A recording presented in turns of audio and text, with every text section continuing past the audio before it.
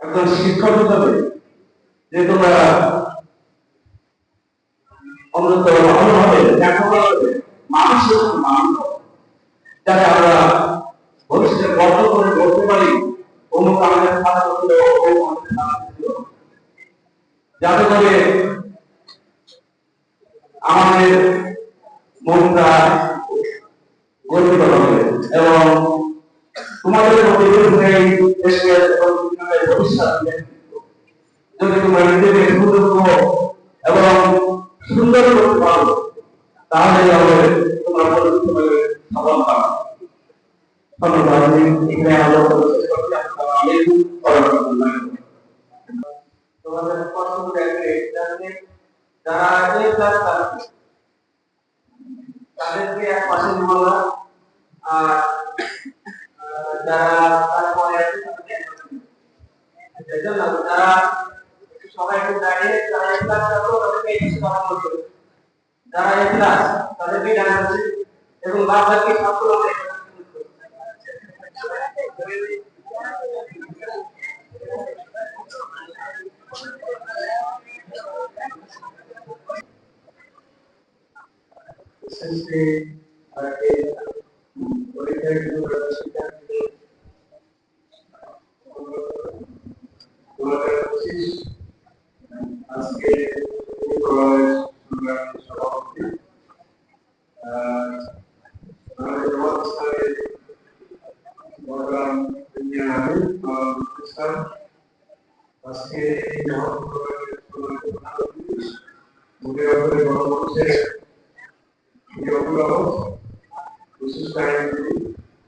আজকে বিশেষ অতিথি সাবেক ভাইস চেয়ারম্যান সংগ্রামী আমি আরো উপস্থিত আছেন বিশেষ অতিথি হিসাবে বিশিষ্ট শিক্ষাবিদ মনিরপুর উপজেলা বাংলাদেশ জামাত ইসলামী সহকারী সেক্রেটারি আসলাম বিজন সহ অন্যান্য অতিথিবৃন্দ। আজকের এই প্রোগ্রামের প্রধান আকর্ষণ আমাদের প্রিয় কৃতি ছাত্রছাত্রী এবং তাদের গরিব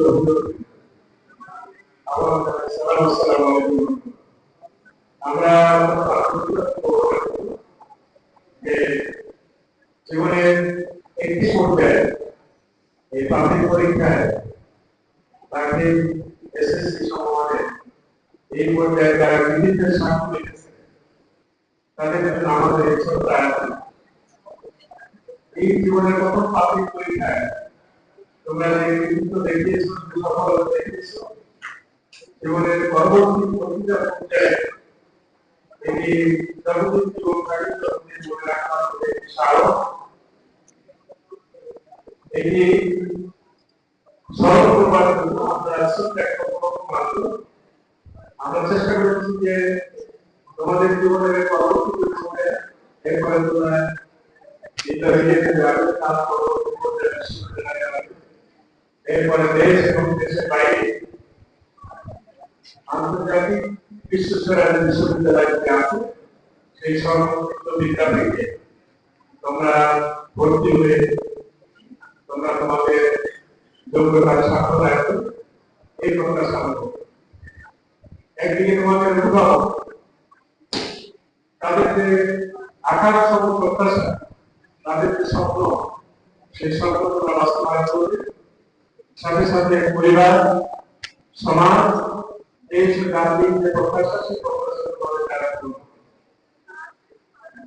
আমরা আজকে দেশের সামগ্রিক পরিস্থিতি, আগামী দিনে তোমরা নেতৃত্ব সমাজের দেশের জাতির প্রতিটা সেক্টরে যারা আজকে নেতৃত্ব দিচ্ছে ওরা একদিন তোমাদের ছাত্র ছিল। সময়ের ব্যবধানে আজকে তোমরা এসএসসি ছাত্র, আগামী 10 বছর পরে তোমরা কোন না কোন উপজেলার এসি হবে, প্রশাসন কারা সহ বিভিন্ন পর্যায়ে তোমরা দায়িত্ব পালন করবে। এই দায়িত্ব পালন করতে গিয়ে তোমাদের যে প্রাথমিক দায়িত্ব সেটি হলো একাডেমিক লেখাপড়া, সেটি সর্বোচ্চ পর্যায়ে তোমরা করতে পারো। তার জন্য সময়তে সব ব্যবহার থেকে বলা যায় সময় ব্যবস্থাপনা সবচেয়ে গুরুত্বপূর্ণ একটা জিনিস। এটা তোমার বলা জীবনের সময়কে অত্যন্ত করে রাখবো, জীবনের এরপর প্রতিটা ধাপে সময়কে যথাযথ কার্যকর করা, যথাযথ ব্যয় করা, ব্যবহার করা, এর মাধ্যমে কিন্তু একজন সফল মানুষ, একজন কৃতকার মানুষ, একজন প্রকৃত মানবিক মানুষ হিসেবে তুমি সমাজে প্রতিষ্ঠিত হতে পারো। আমরা প্রত্যাশা করি একজন অভিভাবক হিসাবে, শিক্ষক হিসাবে, গুরু হিসাবে, এই সমাজের একজন সদস্য হিসাবে আগামী দিনে আমরা যে কাজটা করতে পারি সে অবস্থা পূরণ করবে। অভিভাবকরা সবসময় স্বপ্ন দেখে যে নিজেদের অভাব তার পরবর্তী তারা পূরণ হয়। পৃথিবীতে মাত্র দুইটা শ্রেণী আছে যারা চায় এবং তারা প্রত্যাশা করে আন্তরিকভাবে চায় যে তার যে অবস্থান, তার স্ট্যান্ডার্ড, তার স্ট্যান্ডার্ডের উপরে তারা যেন যায়। এই দুটো শ্রেণী হচ্ছে এক হচ্ছে তার বিধবাতা, আর এক হচ্ছে তার শিক্ষক। ঠিক আছে, এরা চায় যে তার উপরে আমাদের আমার সংস্কার যায়। এছাড়া পৃথিবীতে কোনো মানুষ চায় না যে তোমার তার উপরে আর কোন মানুষ চায়। এই জন্য আমরা চাইবো যে তোমরা সেই সংস্কার করবে, একদিন মানবিক মানুষ হবে, এই দেশটাকে তোমরা বলবে। আজকের যে নেতৃত্ব সংকট, আজকের যে চারিত্রিক সংকট, আজকের যে নৈতিক সংকট, এটা তুমি করবার জন্য একাডেমিক লেখাপড়ার পাশাপাশি তোমাদের অবশ্যই নৈতিক শিক্ষার ক্ষেত্রে করতে হবে। আমাদের দেশে বড় বড় পুকুর তৈরি হয়, পুকুর তৈরি না, সাগর তৈরি দেখছো, দেশের তোমাদের কিন্তু জ্ঞান করতে বেরোবে। যে সাগর তৈরি আমরা সাগর তৈরি দেখলাম, কোন অশিক্ষিত অভিজ্ঞ মানুষের কারণে তোমার থেকে অনেক কষ্ট থেকে হলো তারা কলমের ভাষাকে কোটি কোটি টাকা, কোটি কোটি শত শত কোটি টাকা তারা প্রদান করেছে। এই জন্য শিক্ষার অভাব ছিল না, তাদের একটা জায়গা অনুভূতি ছিল নৈতিক জ্ঞানের অভাব। এই জন্য আমরা প্রত্যাশা করি এই প্রবলিত শিক্ষা ব্যবস্থা থেকে সম্ভব হবে না। আমাদের এমন একটা শিক্ষা ব্যবস্থা দরকার, এই শিক্ষা ব্যবস্থার মাধ্যমে এমন একটা প্রজন্ম আমাদের উপহার দেবে, এই প্রজন্ম তাদের জাগতিক শিক্ষার পাশাপাশি এমন নৈতিক শিক্ষার শিক্ষিত হবে যে তাদের দ্বারা কোনো অনৈতিক কাজ করতে হবে না। সেই প্রত্যাশা করে তোমরা তোমাদের অভিভাবক, তোমাদের পরিবার, তোমাদের সমাজ, তোমাদের তোমাদের প্রতিষ্ঠান, এমনকি এই দেশ, জাতি, এই সাফল্যের বাইরে এমনকি মানুষ তোমাদের কাছে প্রত্যাশা করে যে তোমরা আগামী দিনে তোমরা পৃথিবীতে বাংলাদেশের মানুষ সংগ্রহকে, বাংলাদেশের ঐতিহ্যকে, বাংলাদেশের ইমেজ ওটা পৃথিবীর সামনে তোমরা উচ্চকিত করবে, তোমরা উঁচু করে দেবে। তার জন্য যা তোমরা করার চেষ্টা করবো, সে আশা করতে আমি আমার শেষ করতে চাই। অপরন্ত দোয়া এবং কেবল আমাদের জন্য শুভকামনা করে শেষ করতে সবাই ভালো থাকবে, সুস্থ থাকবে। আল্লাহ হাফেজ। আমাদের আসসালামু আলাইকুম।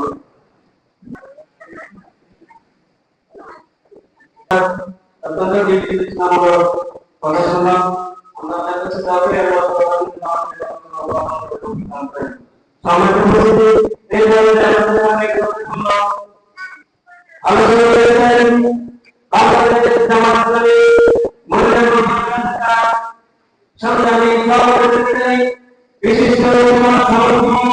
বিশিষ্ট শিক্ষাবিদ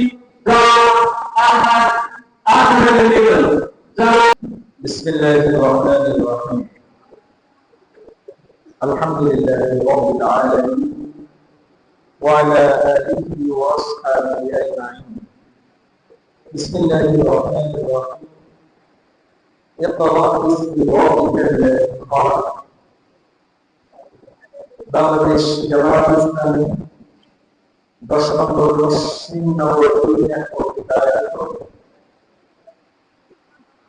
ক্লাস প্রাপ্ত 2025 সংবর্ধনা অনুষ্ঠানে সম্মানিত সভাপতি, উপস্থিত আজকে প্রধান অতিথি বাংলাদেশ জামায়াত ইসলামী যশোর জেলার সদস্য মনিরামপুর রাশির আশা বিশিষ্ট ইসলামিক উপস্থিত আজকের এই প্রোগ্রামে বিশেষ অতিথি হিসেবে উপস্থিত আছেন বাংলাদেশ জামাত ইসলামী মনিরম উপজেলা শাখার সম্মানিত আমি সাবেক নির্বাচিত ভাইস চেয়ারম্যান উপস্থিত অত্র ইউনিয়নের সম্মানিত অন্যান্য দায়িত্বশীল বৃন্দ, আমার সাথে উপস্থিত অন্যান্য শিক্ষক বৃন্দ এবং আজকের এই প্রোগ্রামের প্রাণপ্রিয় এ প্লাস প্রাপ্ত ছাত্রছাত্রী ভাইয়েরা, আসসালামু আলাইকুম ওয়া রাহমাতুল্লাহি ওয়া বারাকাতুহু। আল্লাহ তাআলা আমাদের শুকরিয়া জ্ঞাপন করছি আমাদের এমন একটি শুভ সন্নিগ্ধ এখানে আসার সুযোগ করে দিয়েছেন, এমন একটি সুন্দর এখানে উপস্থিত হওয়ার সুযোগ করে দিয়েছেন সুস্থ অবস্থায়, যে আমাদের মতো একজন যুবক, আমাদের মতো একজন যুবতী, একজন ছাত্রী অথবা ছাত্র, তাদের আকাঙ্ক্ষার এই জায়গাটায় উত্তীর্ণ হওয়ার কথা ছিল, কিন্তু আল্লাহ রাব্বুল আলামিন হয়তো চাননি, তাই তারা আজকে উপরে আসতে পারেন। এই জন্য সবাই আলহামদুলিল্লাহ। রাসূল আকরাম সাল্লাল্লাহু আলাইহি ওয়াসাল্লাম উদ্দেশ্য করেছেন যে রাসূল আকরাম সাল্লাল্লাহু আলাইহি ওয়াসাল্লাম কে সৃষ্টি করার কারণে আজকে পৃথিবীবাসী আলোর মধ্যে দেখেছেন। সে রাসূল মুহাম্মদ সাল্লাল্লাহু আলাইহি ওয়াসাল্লামের প্রতি দরুদ সাল্লাল্লাহু আলাইহি ওয়াসাল্লাম স্মরণ করেছি, বিশেষত 24-এর গণঅভ্যুত্থানে যাদের আত্মত্যাগের বিনিময়ে আজকে আমরা যারা সুন্দর মুহূর্ত উপভোগ করছি, যারা একটি নতুন সূর্যোদয় আমরা অনুভব করছি, একটি নতুন পরিবেশ পেয়েছি, একটি নতুন দেশ আবার পেয়েছি, তাদের আত্মার মাত্রা কামনা করে সংক্ষিপ্ত দিক কথা বলার মধ্যে দিয়ে আমি আমার কথা শেষ করব। সম্মানিত উপস্থিতি, আজকে তোমরা যারা এখানে উপস্থিত হয়েছে, একটি জিনিস তোমাদেরকে মাথায় রাখতে হবে। জীবনের একটি গুরুত্বপূর্ণ অধ্যায় পেরিয়ে 10টি বছর একটি নিরবচ্ছিন্ন অধ্যয়নের প্রেক্ষিতে আজকে এমন একটি জায়গায় এসে দাঁড়িয়েছে, যে দাঁড়ানোর একটি সফলতা দেখা দিয়েছে। এখন অনেক দূর যেতে হবে, অনেক দূর বাড়ি, লক্ষ্য থেকে অনেক দূরে হয়। জীবনে সাকসেস হতে হয়, সফলতা লাভ করতে হয়, তাহলে জীবনের এখন অনেকগুলো গুরুত্বপূর্ণ ধাপ পেরিয়ে তারপরে সেই লক্ষ্যে পৌঁছতে হবে। যে কারণে আমাদেরকে কাজ কি করতে হবে, সবচেয়ে গুরুত্বপূর্ণ সর্বাগ্রে যে বিষয়টি মাথায় নিয়ে আসতে হবে সেটি হলো আল্লাহ রাব্বুল আলামিন বলেছেন, ইকরা বিসমি রাব্বিকাল্লাযী খালাক, পড়ো তোমার প্রভুর নামে যিনি তোমাকে সৃষ্টি করেছেন। এই পৃথিবীবাসীর উপরে আল্লাহ রাব্বুল আলামিন প্রথম যে আয়াতটি নাযিল করেছেন সেটি হলো পড়ো, read read read and read, পড়ো পড়ো এবং পড়ো। পড়ার বিকল্প নাই। এই পড়াটা হতে পারে তোমার জীবনের সফলতার মাপকাঠি অথবা বিফলতার মাপকাঠি। তোমার এই পড়াটা যদি নৈতিক হয়, তোমার এই পড়াটা যদি আদর্শিক হয়, তাহলে তোমার একাডেমিক পড়ালেখার পাশাপাশি যদি আদর্শিক পড়ালেখাটা তোমার সাথে থাকে, নৈতিক পড়ালেখাটাও সাথে থাকে, তাহলে অবশ্যই তুমি একজন প্রকৃত মানুষ হতে পারবে, তুমি একজন প্রকৃত মানবিক মানুষ হতে পারবে। শুধুমাত্র যদি পড়ালেখা হয়, শুধুমাত্র যদি আমরা পড়ালেখা করি, শুধুমাত্র পড়ালেখার কারণে আজকে যেটি হচ্ছে শিক্ষিত হচ্ছে, শিক্ষা গ্রহণ করছে, বা মানবিক মানুষ আমরা হতে পারছি না, নৈতিক মানুষ আমরা হতে পারছি না। এই জন্য আমরা এখানে যারা বসে আছি, যে যে ধর্মের হই না কেন, যে যে ধর্মের হই না কেন, সকল ধর্মই মানুষকে নৈতিকতা শেখায়, মানবিকতা শেখায়, আদর্শ মানুষ হতে শেখায়। সুতরাং অবশ্যই তোমরা যেমন একাডেমিক পড়ালেখা করবে, একাডেমিক শিক্ষা লাভ করবে, জীবনী উন্নতি উচ্চ শিক্ষা আরম্ভ করবে, তেমনি ভাবে পাশাপাশি নৈতিক শিক্ষাটাও তোমরা গ্রহণ করবে এবং সেই শিক্ষার মধ্য দিয়ে একজন প্রকৃত মানুষ এবং মানবিক মানুষ হবে। সুপ্রিয় ছাত্রছাত্রী, এই পড়ালেখাটা, এই যে শিক্ষাটা, শুধুমাত্র শিক্ষার মধ্যেই কিন্তু শেষ না থাকে। একজন মানবিক মানুষ হওয়ার মধ্যে দিয়ে, একজন মৌলিক মানুষ হওয়ার মধ্যে দিয়ে তুমি যে পরিবারে বসবাস করো, সেই পরিবারের প্রতি যে দায়িত্ব, তুমি যে সমাজে বসবাস করো সেই সমাজের প্রতি তোমার কি দায়িত্ব, তুমি যে রাষ্ট্রে বসবাস করো সেই রাষ্ট্রের প্রতি কি দায়িত্ব, এটিও তোমাদেরকে অনুধাবন করতে হবে এবং সেই অনুধাবনের মধ্য দিয়ে নিজেকে তৈরি করতে হবে এবং সেই তৈরি করার মধ্য দিয়ে তোমাকে এগিয়ে যেতে হবে। এইভাবে একদিকে হলো নৈতিক শিক্ষা, আরেকদিকে হলো একাডেমিক শিক্ষা। এই দুইটি শিক্ষাকে যদি আমরা সমন্বয় করতে পারি তাহলে অবশ্যই জীবনে অনেক দূর আমরা যেতে পারবো এবং অনেক দূর আমরা পৌঁছতে পারবো। আসো আমরা শিক্ষা গ্রহণ করি।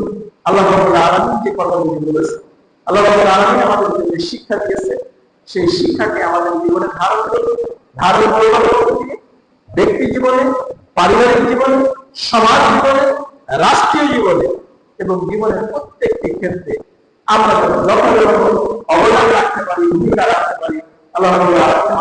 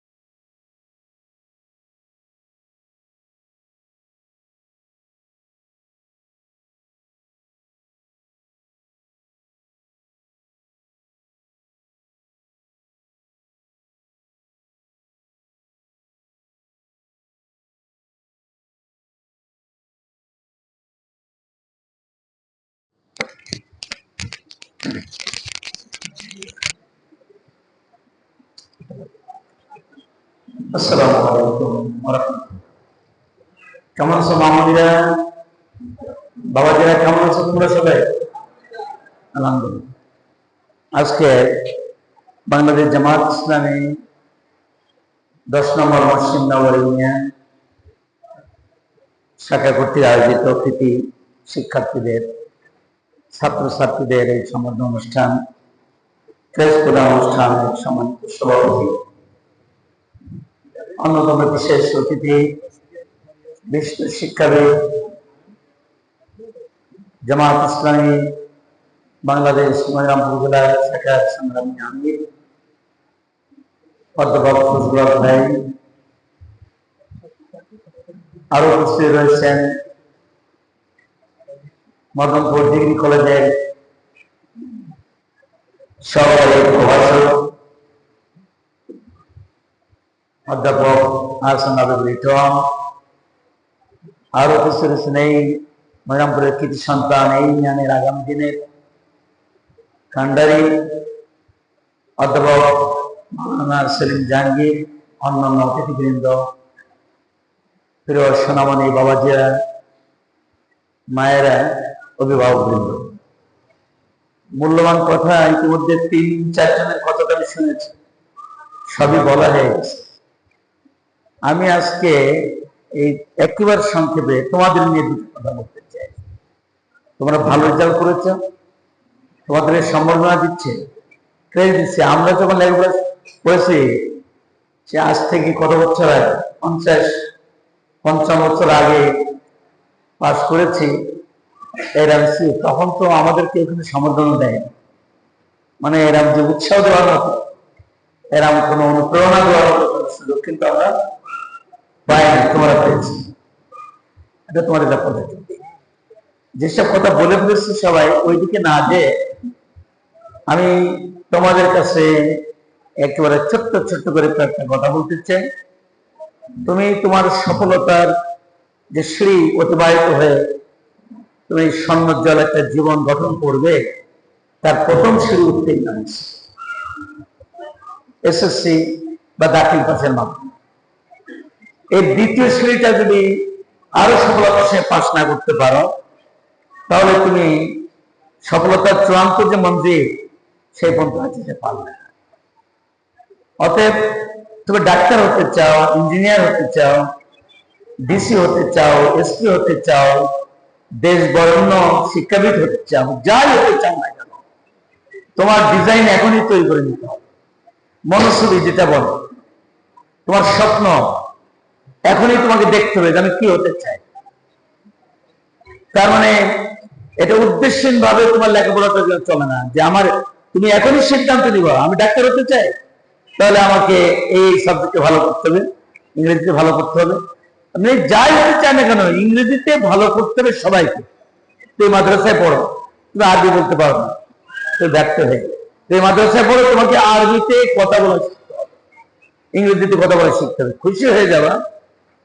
তামিলনাড়ুতে একটি মাদ্রাসা, আমি 4 দিন আগে আসলাম ঢাকায়, এবার আলেমে ভর্তি হয়েছে 1 ক্লাসে 23, তার মানে 2300 ছাত্রদের একটা মাদ্রাসায় এন্ট্রিভুক্ত করা যায়। 1 ক্লাস 4000 মেয়ে পড়ে, 4000 মেয়েদের কয়টা মাদ্রাসা করা যেত? 4000 মেয়েদের মহিলা মাদ্রাসা করবো, কয়টা করা যেত? তার মানে 200 ছাত্রী হলে একটা মাদ্রাসার এন্ট্রিভুক্ত হয়ে যায়, 4000 মেয়ে। আমাদের একটা ধারণা যারা মাদ্রাসায় তোমরা ব্যাকগ্রাউন্ড, যে মাদ্রাসার শিক্ষা বোধহয় কোনো মূল্য না।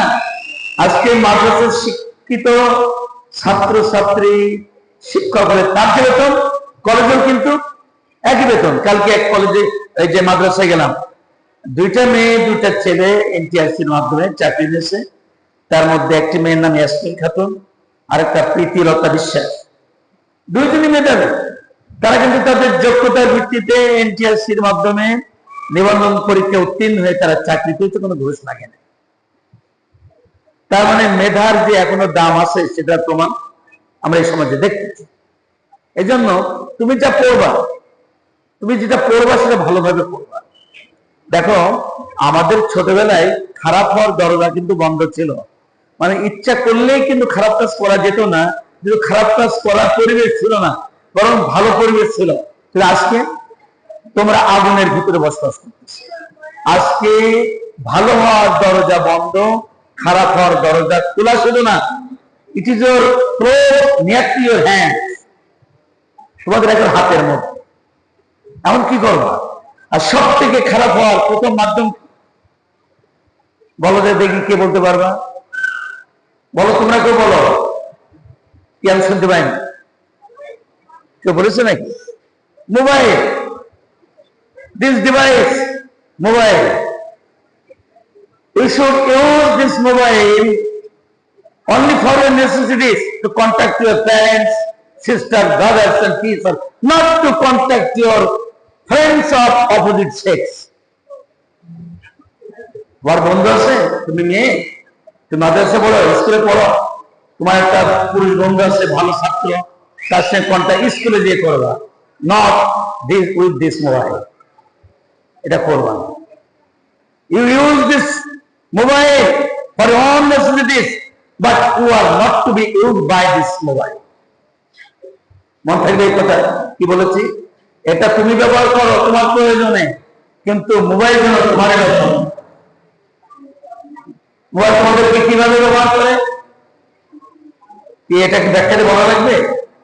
যে ফেসবুক দেখতে দেখতে কখন রাত 2টা বেজে গেছে, কি চাপ।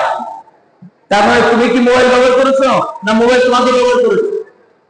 কথা বলো, কথা বলো। তোমরা এই মোবাইল কি তুমি ব্যবহার করেছো, না মোবাইল তোমাকে ব্যবহার করেছো? তোমরা আওয়াজ করে বলো। এর মধ্যে 2টা মেয়ে আসছে খুলনা থেকে, তার বাবা মায়ের সঙ্গে, তা আমার সঙ্গে পরিচয় করে দিচ্ছে। তা আমি বললাম অনার্স পড়ো। আমি বললাম মা কয় ঘন্টা পড়ো? তা বলছে 3-4 ঘন্টা পড়ো। আর বাকি সময় কিভাবে? তুমি সকালে উঠে কি কি করো রিপোর্ট দাও। তো সে সকাল থেকে ঘুমানো পর্যন্ত কি কি করে সব বললো, কিন্তু মোবাইল ব্যবহার করে একবারও কম। তার মানে তোমার মোবাইল আছে, ক্লাস কয় ঘন্টা ব্যবহার করো? তা তো হিসাব করে নেই। এখন হিসাব করো, এই বন্ধুদের কথা বলা, ফেসবুক দেখা, ইউটিউব দেখা, এটা সেটা দেখা, একটু টিকটক দেখা ছাড়া তো লজ্জা পেয়ে গেছে। আমি এটা ইন্টারভিউ নিচ্ছি তোমাকে। তা বলছে তার 4-5 ঘন্টা। 4-5 ঘন্টা তুমি মোবাইলে ব্যয় করো, তুমি স্টেটমেন্ট দেওয়ার সময় তুমি বললো না। তার মানে এইটা ব্যবহার করা যে ভালো হয়নি, এটা বোঝার কারণে অজ্ঞাতে অবসরে তুমি অসত্য বলনি, তুমি মোবাইলের টাইমিংটা এটা তুমি ভুলে গেছো বলতে পারো। আমি বললাম ভালো রেজাল্ট যদি করতে চাও মোবাইল ত্যাগ করো। মোবাইল বাবার সঙ্গে, মায়ের সঙ্গে, আত্মীয় স্বজন, ভাইয়ের সঙ্গে, বোনের সঙ্গে, শিক্ষকের সঙ্গে, নট উইথ ইউর ফ্রেন্ড। তাহলে তুমি ভালো থাকবে। ছেলে হও মেয়ে হও, ভালো রেজাল্ট করেছো, এরা বহু মেধাবী ছেলে এসএসসি-এইচএসসি-তে গোল্ডেন এ প্লাস পেয়ে। আমি যখন ঢাকা বিশ্ববিদ্যালয়ে পড়েছি তখন দেখেছি নেশাগ্রস্ত হয়ে নষ্ট হয়ে গেছে। অ্যাপ্লাইড ফিজিক্সের মতো টপ সাবজেক্ট পড়ে, মেডিকেল বুয়েটের লেখাপড়া বাদ দিয়ে অ্যাপ্লাইড ফিজিক্স পড়ে। তার মানে মেডিকেল বুয়েটের থেকেও বেটার সাবজেক্ট হচ্ছে অ্যাপ্লাইড ফিজিক্স। সেই সাবজেক্টের ছেলে নষ্ট হয়ে গেছে। কিভাবে? ক্যারেক্টার নষ্ট হয়ে যাওয়ার পরে নেশাগ্রস্ত হয়ে গেছে, অ্যাডিক্টেড হয়ে গেছে। অতএব তোমার এই যে সামনে যে 2 বছর, তোমাদের এই 2 বছর সব থেকে ক্রুশিয়াল টাইম। এজন্য যে রেজাল্ট করেছে ওটা ভালো, এটার থেকে আরো ভালো রেজাল্ট করতে কারা কারা রাজি আছে হাত তুলে দেয়। হাতের হ্যান্ড করলি না, হাত এই যে মাথার নিচে তুলেছে তাতে বোঝা যায়। এখন হাতের হ্যান্ড করলি যা করেছি তার থেকে রেজাল্ট আরো ভালো করবো। কি রাজি আছো? পারবো সবাই? হাত নামাও, হাত নামাও। তুমি মুসলিম হও, অমুসলিম হও, যে হও না কেন, আমাদের সন্তান সবাই। তুমি ধর্মের প্রতি অনুসারী হবে, ধর্ম পালন করবে। তুমি তো ধর্ম পালন করলে তুমি ভালো থাকবে। মা বাবাকে খেদমত করা ধর্মের অনুষঙ্গ নয়? কথা বল। আচ্ছা, তোমার স্কুলে যে স্যারকে সালাম দাও না, স্যারের সঙ্গে দেখা করে সালাম দাও না কারা কারা? নমস্কার দাও না, সালাম দাও না, আদাব দাও না কারা কারা? আচ্ছা, মানে স্যারের সঙ্গে দেখা করে সালাম দাও না, স্যারের সঙ্গে শিক্ষকের সঙ্গে স্কুল মাদ্রাসায় গেলে দেখা করে সালাম দাও না, বাস স্যারের সঙ্গে বিদায় সময় সালাম দাও না, কে কে? আচ্ছা, না বুঝা গেল, সবাই দেয়।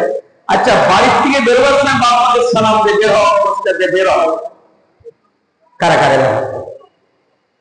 একজন, দুইজন। তার মানে বুঝা গেল স্যারকে সালাম দিই, নমস্কার দিই, কিন্তু বাবা মাকে সালাম দেওয়ার প্র্যাকটিস আমাদের মধ্যে নেই, নমস্কার দেওয়ার প্র্যাকটিস আমাদের মধ্যে নেই।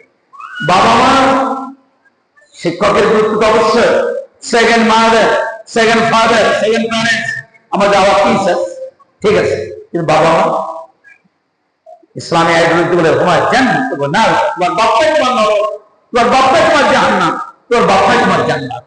তোমার বাপ্পার খেদমত করলে তুমি নিশ্চিত পরকালে মুক্তি পাবে। তুমি যত খেদমত করো, যত বিশ্ব খাদে সমাজ সেবক হও, বাপ্পা তোমার প্রতি অসন্তুষ্ট, তুমি ব্যর্থ। এই জন্য তুমি যাই হতে চাও না কেন, তোমার বাপমার জন্য তোমার পরে খুশি থাকে, পাবে না?